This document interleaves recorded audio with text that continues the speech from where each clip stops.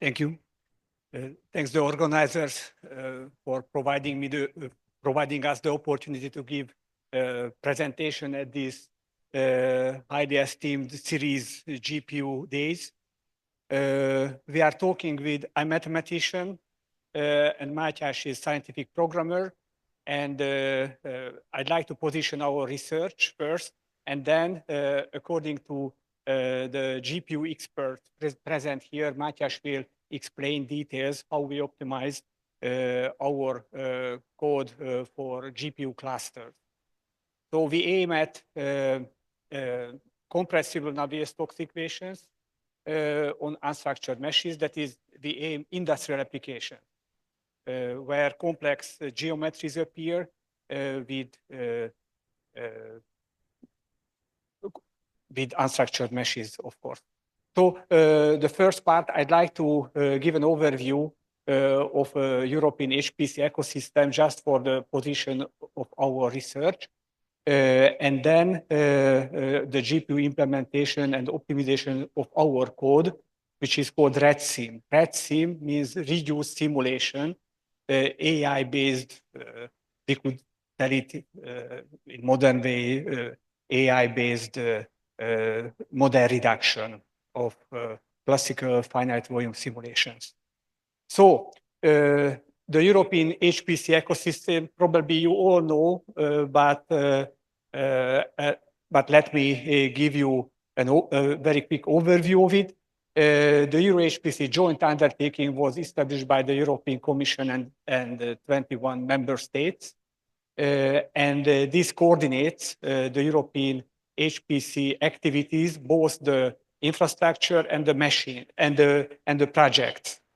There are several Center of Excellence projects, 14 Center of Excellence projects on selected domains. And there are several flagship and other projects like AI Factory. The AI factories, which was also in the opening session mentioned, these belong also to Euro-HPC, joint undertaking. In parallel to the joint undertaking, HPC joint undertaking, we have the EuroCC project, which consists of national competence points for HPC technologies. In Hungary, this is the DKF, which support national-wide activities around HPC. The Castilla 2 is a European project which coordinates all activities in between it connects the Center of Excellences and the NCCs, and therefore it creates impact of individual results. Maybe I could recommend you to use better this infrastructure because the impact of your work will be higher joining this ecosystem. And each year in summer, in spring, there is a summit week of the Euro-HPC activities where you can learn about every details. So Hidalgo 2 is one of the Center of Excellences of the Euro-HPC. These are the partners of the Center of Excellence, and our university is one of the members of this Center of Excellence. This Center of Excellence is using HPC and big data technologies for tackling global challenges. We have 5 global challenges: the urban air project, urban buildings, renewable energy sources, wildfires, sediment and pollution transport in water. These are our main applications. The urban air project belongs to us, the Széchenyi University, and we have to simulate the airflow and air pollution for a whole city at 1 meter resolution. Our research group has a long-standing activity within the Horizon projects. One after the other, we are already having the third HPC project with this Hidalgo 2. And why to join this ecosystem? Because they announce and create impact for your work. one of our work is the wind comfort simulation for Stockholm city, Sweden, and we shall give a webinar for all of the European Center of Excellences through the Castilla 2 webinar next Monday. And there are other activities which are supported highly by the EuroHPC and EuroCC activities. So our task is to simulate at high precision an airflow and NOx transportation dispersion in the airflow for a whole city.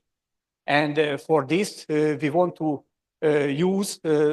solve the Navier-Stokes equations for the whole city and compute under atmospheric conditions and compute the air dispersion there.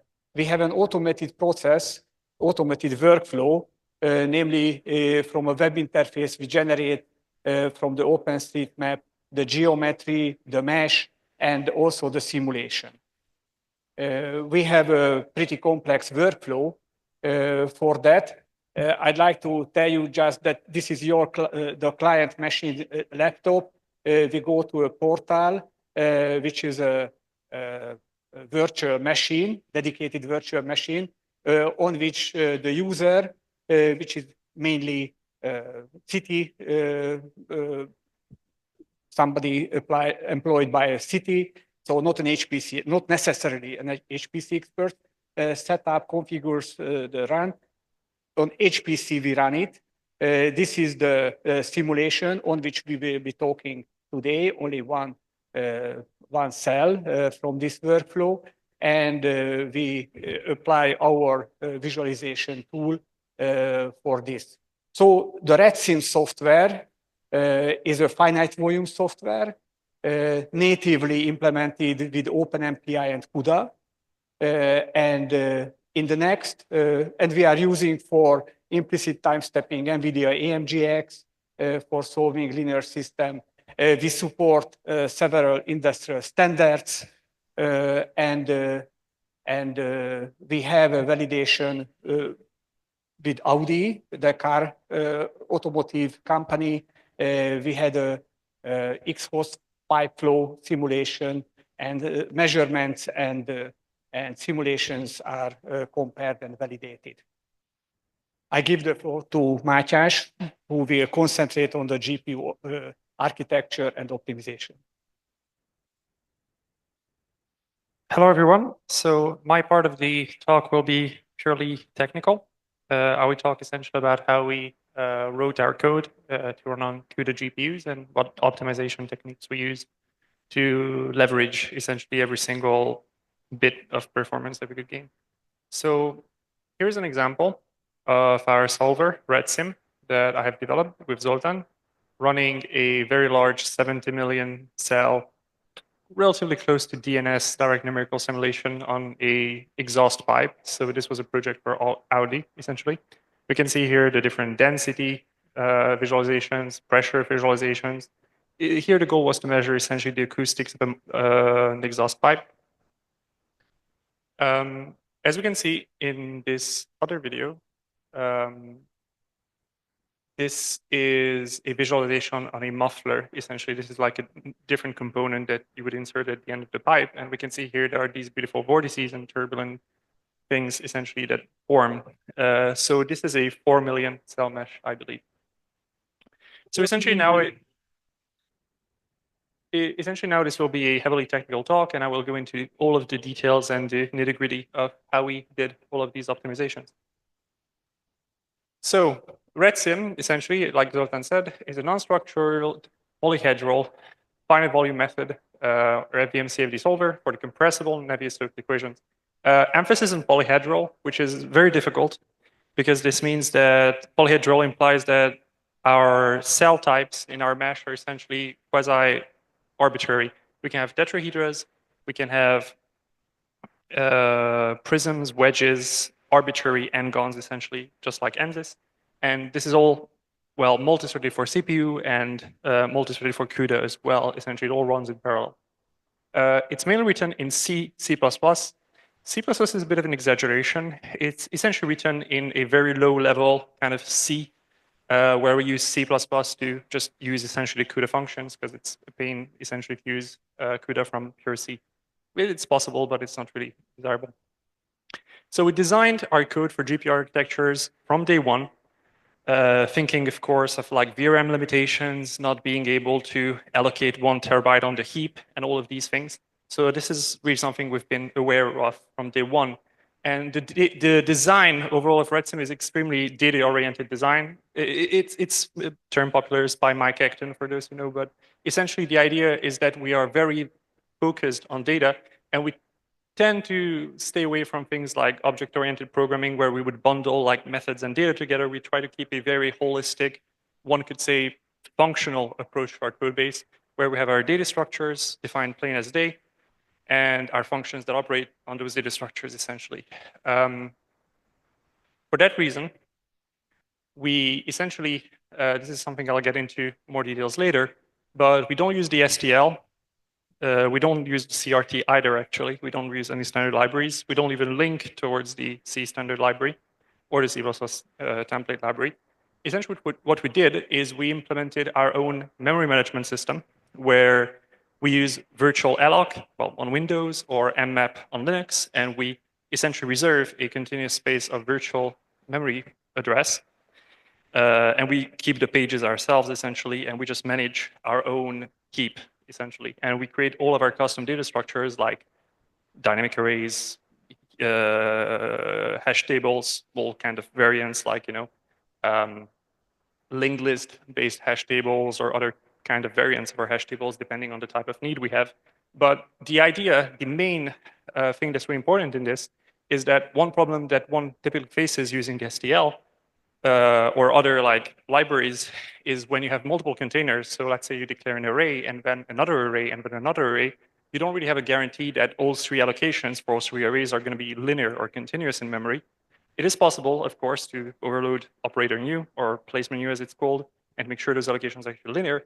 But by actually managing the virtual address space ourselves, we can guarantee that all allocations in a certain lifetime of the program is going to be completely linear, which allows us to do things like upload everything to the GPU in just a single who mem copy call, because we can essentially just say, hey, I'm going to start allocating things. I'm going to mark this as the beginning of my buffer and flag the end. And I can just say, from this virtual memory address space to this other address space, just commit everything to the GPU, which allows for a huge amount of flexibility in the way we program. So again, in the similar vein, we don't use exceptions. We don't use RAII. Mostly RAII is not really good for our use case, because we want to be very explicit for when resources are created and destroyed. Because in GPUs, especially allocating things, it's very similar in games, and why many game developers don't really use RAII these days anymore. It's because we really, really want to be explicit about whether we are loading resources, uploading resources, copying resources. All right, so overall the architecture of our software. We have our flux computation kernels. This is where we essentially compute the derivatives for our solver on each, not necessarily tetrahedral cell, but cell, prisms, wedges, and everything on the faces of those cells. Then we have solvers, which is a layer above, essentially. The idea of solvers essentially is this would be essentially CUDA host call to a kernel function, where we essentially call with a certain grid or thread size, essentially, our kernels. And on the top layer, we have iterators, where the idea is that iterators are things like basically integrators, like the explicit order method, implicit method. These all essentially call the same flux computation kernels and solver. So this part is obviously the critical part in our code, and this is where most of our optimization effort went into. On the CPU side, essentially, this is all written in SIMD, AVX 512, where available. If AVX 512 is not available, we use AVX2. If AVX2 is not available, we use SSE 4, 3.2, etc. We have a fallback system. One thing to note about SIMD is that there's a weird thing with SIMD, where essentially where you're distributing binaries, you might want to essentially distribute a binary to like multiple different distributions. And one thing that's kind of a pain is that you kind of want to isolate the SIMD code to like DLL or SO file on Linux. So you have a separate DLL version for AVX512, AVX2, etc. So we can load the appropriate one on and start up essentially. But for CUDA, which is the point of this talk, what we do essentially is we write all our CUDA kernel in, well, CUDA essentially, but we constantly look at the PTX, which is the CUDA ASM-like, essentially disassembly language. And we use essentially NSide to compute on Windows. For looking at PTX, we use essentially Godbolt, which is the Godbolt compiler explorer. It's a website, very, very useful. So overview. So where are our optimization bottlenecks mostly? Well, the thing that's most important with GPU programming in general is memory access pattern optimization. It's arguably the most important thing in HPC. This is a bit of a hyperbole to some extent, but it's really true, and I want to hammer the point home, is that more often than not, applications are essentially compute-bound, not memory, not compute-bound, but memory throughput-bound. What I mean by this is that even if I can speed up my kernels to take like 20% less time, 30% less time, if I can optimize my memory access patterns and not miss an LO cache, L1 cache, L2 cache, or essentially not have a bunch of essentially cache misses in my code, the difference essentially is night and day. Like a cache miss or like an LO1 miss can incur like a 128 times speed penalty essentially. So another thing to consider besides essentially memory locality is that GPUs have relatively low VRAM, which is obviously a problem, compared to CPU architectures, where you often have 1 terabytes of heap to work with. So this is a limitation that we really have to work with, especially in CFD, where you are trying to do DNS. It's just really important, especially once you reach like 1 billion cells, that you want to keep the amount of data that you transfer to the GPU and the amount of data that you can move around as compressed as possible. Oftentimes, there's an example in video games that I like to bring up in this case. In most video games, for example, whenever we are storing normal vectors, we use some kind of compression scheme for the normal vectors, because even though the decompression time for the normal vectors is relatively high, and oftentimes it's not that simple. For example, some people use like octahedral mapping, where you map your normal vector into like an octahedral space or something. It takes like 4 or 5 GPU operations, like cycles. Even though it takes like a bunch of extra cycles, reducing the bandwidth is just worth it, essentially. So to summarize memory optimization concerns, essentially, these are the 3 main points. We want to keep allocations linear and the data local. We want to have efficient data compression, and we want to minimize communication latency between CPUs and GPUs. So for keeping allocations linear, like I mentioned before, we essentially have this whole virtual memory address paging thing. And it might be a weird thing to bring up, because that's kind of a CPU-specific thing, right? And that's what I thought for a long time as well. But it turns out, and this is relatively recent, actually, somewhere around 2019, 2020, CUDA also introduced actually a virtual memory page management system with like QMem address reserve, QMem create, QMem up, which essentially allows you to do the whole virtual address space reserve, then commit into that virtual address space, map it to physical memory, and use it that way, which is essentially a really nice thing, because it allows us to unify both CPU and GPU code paths with the same like virtual memory page management system. So we can see here, this is NVIDIA's own benchmark, essentially, on like using CUDA and QMalloc, essentially, versus managing our pages manually, which is much more efficient.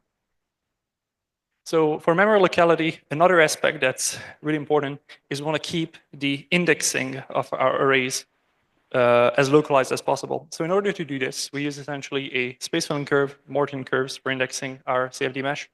The trick here, and actually as an aside, NVIDIA uses the same technology, like, I mean, the same algorithm, like we also use Morton curves essentially. Whenever there's a texture lookup or storing texture data, what they do essentially, as far as I know, I'm not 100% certain about this, but essentially they divide their textures into blocks, and each block essentially is like using a Morton curve in the implementation essentially to reduce cache misses. And the idea is that this Morton curve essentially keeps all our indexes local, so whenever we address something, we always know essentially that all of the indices are going to be relatively close to each other. And we use essentially a 3D generalization of this. Another aspect of Morton curves, which is really nice, is that it's incredibly cheap and easy to compute. The algorithm is incredibly simple. You take 3 numbers and you just interleave the bits of the 3 numbers. So now for partitioning, whenever we have essentially a mesh in CFD, we need a partitioning algorithm. So as I mentioned before, we use Morton curves. That's some form of partitioning. But we need to partition between CPU nodes. So the typical HPC architecture is essentially that we have a CPU node, and it's connected to like 4 GPUs. I put 4 here for simplicity. Typically, it's more like 8, like on HPC architectures like Carolina. And you have this communication between the CPU nodes where you have to transfer data when you want to communicate between like GPU 1 and GPU 7, but you have intra-GPU communication, which is much faster. So the idea, in general, is that communication here is very slow because it's either TCP per IP, in the worst case, InfiniBand, or like some other technology.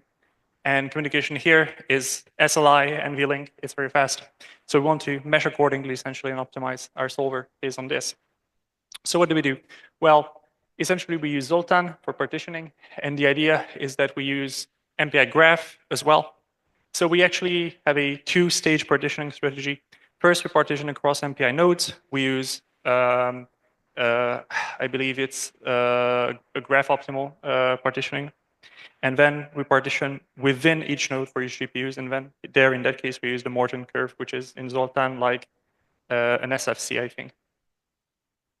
So, and for CPU communications, we use MPI, OpenMPI to be more precise. And for GPU communication within a node, we use NVLink, essentially. So again, this is slow and this is fast. That's the idea. Finally, one last thing that comes up for communication is we're using a global time stepping scheme because we're simulating unsteady flows.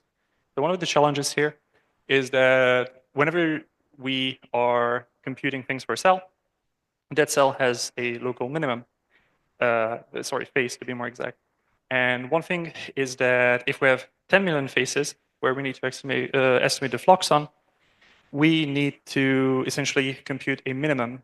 So what we do is we use a minimum reduction in CUDA, essentially, first, and then we use a minimum reduction in MPI. Now, the minimum reduction in CUDA is kind of interesting to some extent, but we don't really have time to go into this. But the main idea is that we use like blocks, and we reduce per CUDA block, essentially, and then we do a global reduction. Finally, for scaling, these is currently our scaling numbers.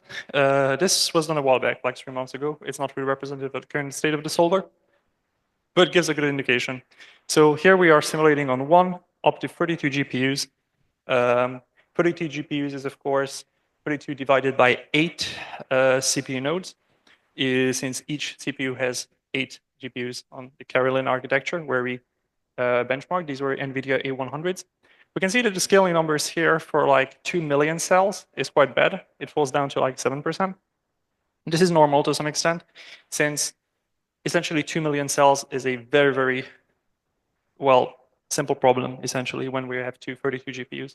So essentially what's happening here is that VRM is not completely filled. The GPUs are stalling, so performance is essentially all over the place because scaling is all over the place, essentially, because we're waiting for GPU communications to happen. But if we go up to something like 30 million cells, which we can see here, well, our scaling numbers are much better. We scale essentially all the way from 100 to 72%, but even something like 16 GPUs still gives us like 85%. And of course, if we go up to 70 million, 100 million, 1 billion, our scaling numbers keep going up, essentially. That's just how scaling works naturally. So acknowledgements, like this project was, of course, funded by the European Union, like Zoltán said, and we are part of the EuroHPC Go2 project.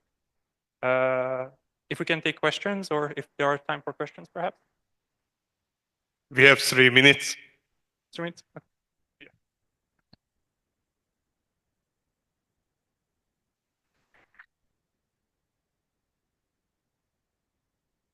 So is there any question?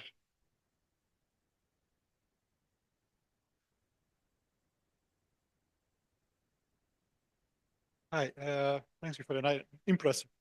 Thank you. My question is more about the fundamentals than the technical part. I noticed you use this explicit Euler solver, Sorry. this explicit Euler solver for the PDAs. I mean, it doesn't seem to be a safest choice. I mean, it's not unconditionally stable. So do you have some way to ensure stability, or do you benchmarking with some higher order solvers, or how do you manage the possible instability of this method? Right. Zoltán is most the person to ask this since he did the mathematics for this. But as for my answer, we are currently working on an implicit time stepping method. However, just because you switch to an implicit time stepping method doesn't automatically make it's not a completely binary trade-off. Essentially, the idea is that whenever you're doing explicit order time steps, the algorithm is so simple, in air quotes, of course, and so streamlined and so completely multi-threadable, essentially, because right now we have no atomic operations, for example, in our core loop. Like we don't have any atomics. We just spawn the threads. They all do their individual works. We have one synchronization point when we dispatch back. So there's only like one synchronization point in the entire thing. When you start doing implicit representations, you start getting into the whole sparse matrix multiplication field and the whole, essentially, we have to dispatch sparse matrices between GPUs, multi-GPUs, essentially, and all of the communication, all of the overhead, unless you're using AMGX. And even if you're using AMGX, which we have done before, it becomes essentially, there are a lot of trade-offs, essentially. Like, my main point, essentially, is that the thing with explicit solvers is that if you keep the CFL to roughly 0.85 in our case, and so if we choose a stable CFL, and if we do global time stepping and we respect always the taus, in our experience, and we've done like a bunch of problems essentially, the simulation keeps relatively stable. Now, of course, the problem that you're facing is that your delta t might drop down to 10 to the negative 12, 10 to the negative 13th. However, in cases like this, for example, it is my conviction that an implicit solver here won't help, for example, because as soon as you start getting to DNS and turbulence modeling and everything, there's so much happening in every single part of the iteration, essentially, that it's just an implicit method would take as much time or probably even longer, essentially, is the consensus. So it's something we're still actively working on, but that's roughly our idea right now of the state of things. Essentially, the TLDR is that explicit is so simple and so synchronization not heavy, like there's so little synchronization that the benefits outweigh the simplicity and the very low delta t. Just one more comment that we implemented higher order explicit TVD, total variation diminishing, and strong stability preserving Runge-Kutta schemes too. So large selection of explicit higher order schemes are available for our code. But as Mátyás mentioned, for the implementation and efficiency reasons, we concentrated now on explicit methods, but we are ready for the implicit one too.